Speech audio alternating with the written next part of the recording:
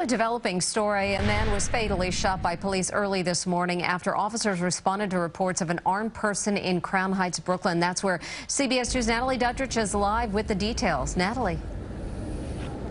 Well, Chris and Mary, we still don't know the identity of the man killed. Police are using fingerprints to try to figure out who he was. Now, meantime, out on the scene here, you can see several shell casings marked here on the street. Officers say they fired after that man refused to drop his knife. It was just after 4 a.m. when police got a call about a man with a weapon near Eastern Parkway and Utica Avenue. Officers observed a male who was armed with a knife in one hand and had his other hand in his coat pocket.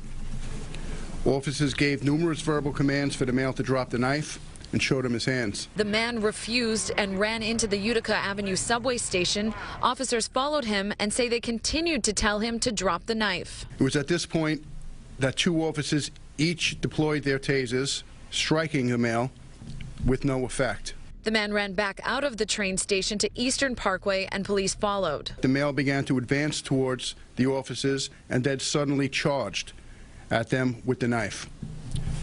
Two of the officers fired several rounds at the male, striking him in the torso. The NYPD says the two officers fired a total of 10 rounds. The man was taken to Kings County Hospital where he was pronounced dead.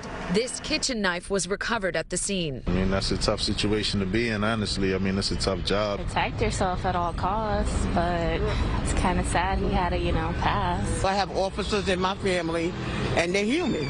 You can't get them to stop. You got to do what you got to do. I could totally understand the pressure they must be going through, It's really messed up times to live in right now.